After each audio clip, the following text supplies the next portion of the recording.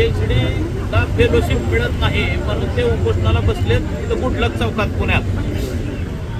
मग त्यांच्यासाठी आपल्याला मग ते सारथी भारती महायुती आणि अमृत योजना आहेत ते तिथून ह्या मुलांना PhDसाठी पहिली 21-22 पर्यंत फेलोशिप मिळत होती.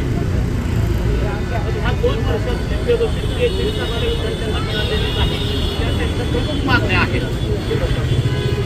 मी आंदोलन स्थळावर आहे, त्यांच्याकडून निवेदन घेतो आणि त्यांची इच्छा आहे की परवा कॅबिनेटमध्ये आपण तो विषय मांडावा.